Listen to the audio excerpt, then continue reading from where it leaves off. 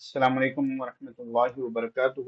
آسان اصول فقہ کے دروس میں آپ کا استقبال ہے۔ ہم متفق علیہ ادلہ دیکھ رہے تھے جو قرآن، سنت، اجماع اور قیاس ہیں۔ اس میں سے ہم نے تفصیل سے قرآن کریم کے بارے میں جانا کہ کتاب اللہ یعنی قرآن سے کیا مراد ہے، قرآن کریم میں امر اور نہیں کے کیا صیغے استعمال کیے جاتے ہیں، اور اسی طرح مباح چیزوں کی کیا باتیں ہیں۔ پھر پچھلی کلاس میں ہم نے دلالت قطعی اور دلالت ظنی کے بارے میں تفصیل سے دیکھا۔ اب ہم آگے بڑھتے ہیں اور ہم چلتے ہیں سنت کی طرف۔ تو جو متفق علیہ ادلہ ہیں اس میں سے دوسرے نمبر پر آتی ہے سنت۔ تو سنت کہتے کسے ہیں؟ رسول اللہ صلی اللہ علیہ وسلم کے قول، فعل اور تقریر کو حدیث یا سنت کہتے ہیں۔ رسول اللہ صلی اللہ علیہ وسلم کے قول، فعل اور تقریر کو حدیث یا سنت کہتے ہیں۔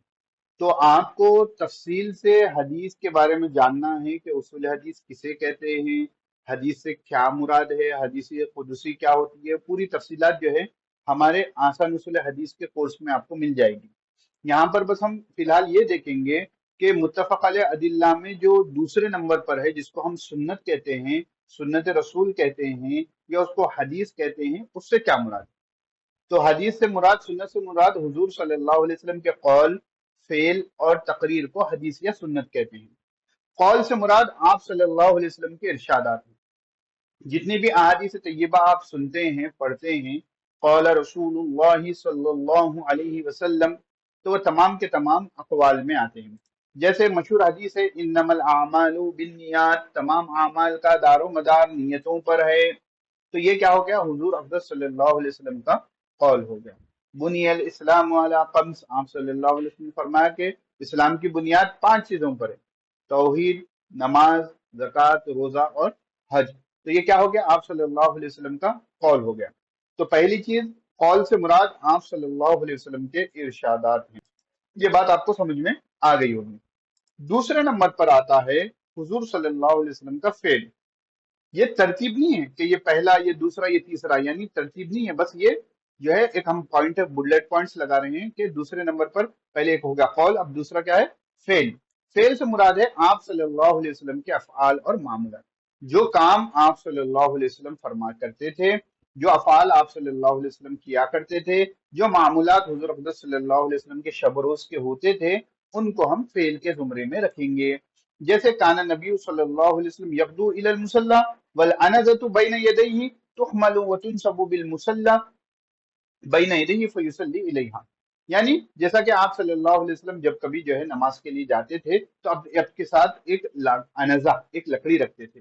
جب نماز آپ کرتے تھے تو اپنی نماز کے سامنے یعنی سجدہ گاہ کے سامنے اس جو ہے لکڑی کو لگا لیتے تھے، پھر اس کی طرف جو ہے ڈائریکشن میں نماز پڑھتے تھے، جس کو ہم سترہ بھی کہتے ہیں۔ تو یہ آپ صلی اللہ علیہ وسلم کا معمول مبارک تھا۔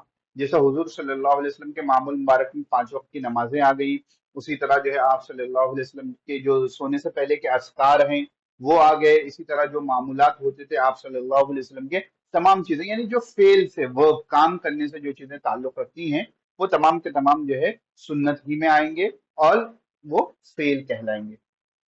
پھر تیسرے نمبر پر آتا ہے تقریر۔ اس کو تھوڑا اچھے سے سمجھنا ہے۔ تقریر سے مراد آپ صلی اللہ علیہ وسلم کے سامنے کسی اور نے کوئی بات کہی ہو یا کوئی عمل کیا ہو یا کسی کا عمل آپ کے سامنے نقل کیا گیا یعنی بیان کیا گیا ہو اور آپ صلی اللہ علیہ وسلم نے اس پر نقید نہیں فرمائی۔ دیکھیے سمجھنے کی بات ہے کہ نبی جو ہوتے ہیں، نبی کی جو پوزیشن ہوتی ہے نا، کہ آپ نبی کے سامنے کوئی چیز اگر غلط ہو جائے تو نبی حکمتاً خاموش نہیں بیٹھتے۔ جیسا کہ بہت سے منکرات ہم دیکھتے ہیں تو ہم دیکھ کر خاموش بیٹھ جاتے ہیں، تو نبی کی یہ شائن شان نہ نہیں ہے کہ کوئی بات شریعت کے خلاف کی جائے، کوئی منکر عمل کیا جائے اور وہ حکمتاً خاموش بیٹھ جائے۔ تو اسی لیے حضور صلی اللہ علیہ وسلم کے سامنے کوئی کام کیا گیا ہو، کسی کی کوئی بات جو ہے نقل کر کر آئی ہو، یعنی کوئی آ کر کسی کے بارے میں کہے کہ انہوں نے یہ کام کیا ہے، یا ایسی کون سی بھی چیز ہو جس کا بارے میں حضور صلی اللہ علیہ وسلم کے علم میں وہ بات آ جائے کہ فلاں شخص نے فلاں کام کیا ہے، تو آپ صلی اللہ علیہ وسلم نے اس پر اگر خاموشی کا اظہار فرمایا، اس پر نکیر نہیں فرمائی، اس کو منع نہیں کیا، اس پر ٹوکا نہیں، تو اس کو بھی ہم سنت کہیں گے۔ کیوں؟ نبی کے سامنے اگر وہ منکر ہوتا تو نبی منع کر دیتے، اگر وہ شریعت کے خلاف ہوتا تو نبی منع کر دیتے تھے۔ تو یہ ہو گئی تقریر۔ جیسے مشہور حدیث حضرت عمر بن عاص رضی اللہ تعالیٰ عنہ کا واقعہ ہے کہ احتلمت فی لیلۃ باردۃ فی غزوۃ ذات السلاسل فاشفقت ان اغتسلت ان اهلك فتيممت ثم صليت باصحاب الصبح فذكروا ذلك للنبي صلى الله عليه وسلم فقال يا عمرو صليت باصحابك وانت جنب فاخبرته بالذي منعني من الاغتسال وقلت اني سمعت الله يقول ولا تقتلوا انفسكم ان الله كان بكم رحيما فضحك رسول الله صلى الله عليه وسلم ولم يقل شيئا. تو یہ پوری حدیث کا خلاصہ یہ ہے کہ ایک مرتبہ غزوہ ذات سلاسل میں حضرت عمر بن عاص رضی اللہ تعالیٰ عنہ کو احتلام ہو گیا، ان پر غسل فرض ہو گیا. تو شدید سردی کا مسئلہ تھا، تو حضرت عمر بن عاص رضی اللہ تعالیٰ عنہ نے اس خوف سے کہ اگر میں غسل کروں گا تو میری جان چلی جائے گی، مجھے ہلاکت میں پڑ جاؤں گا، تو آپ رضی اللہ تعالیٰ عنہ نے تیمم فرمایا اور صبح میں جو ہے فجر کی نماز صحابہ کرام رضی اللہ تعالیٰ عنہ کو تیمم کی حالت میں پڑھا دی. تو جب صحابہ کرام رضی اللہ تعالیٰ عنہ جو ہے حضور اقدس صلی اللہ علیہ وسلم کی خدمت میں آئے تو یہ تمام کا تمام واقعہ حضور اقدس صلی اللہ علیہ وسلم کے سامنے پیش فرما دیا. تو اللہ کے رسول صلی اللہ علیہ وسلم نے عمر رضی اللہ تعالیٰ عنہ سے فرمایا، اے عمر، کیا تم نے اپنے صحابہ کو، اپنے ساتھیوں کو نماز پڑھائی اس حال میں کہ تم جنابت کی حالت میں تھے، تم پر غسل فرض تھا؟ سوال ہوا. تو حضرت عمر بن عاص رضی اللہ تعالیٰ نے ریزن پیش کر دیا کہ کس وجہ سے میں نے غسل چھوڑ کر میں نے تیمم کیا. تو انہوں نے کہا کہ قل تو سمعت اللہ یقول، میں نے یہ آیت کریمہ پڑھی ہے، ولا تقتلوا انفسکم، اپنی جانوں کو جو ہے ہلاکت میں مت ڈالو، قتل مت کرو، بے شک اللہ رب العزت جو ہے رحم کرنے والے ہیں. تو آپ صلی اللہ علیہ وسلم مسکرائے اور انہیں کوئی بات نہیں کی. یعنی اب جیسے آپ لوگ مسئلہ جانتے ہوں گے، ہم مسئلوں میں نہیں جا رہے ہیں، بس میں اشارہ کر رہا ہوں کہ جو ہے کہ اگر جنابت ہو تو جو ہے انسان غسل نہیں کر سکتا ہے تو وہ تیمم کر لے گا. اب کیا مسئلہ ہے اس بات کو لے کر جو ہے حالت جنابت میں جو ہے تیمم نہ کر لیں، بلکہ تفصیلی مسئلہ مفتی صاحب سے معلوم کر عمل کریں. بس میں یہاں پر آپ کو تقریر سمجھا رہا ہوں، یہاں میں مسئلہ نہیں سمجھا رہا ہوں. تو اب حضور صلی اللہ علیہ وسلم کی سنت کیا ہو گئی؟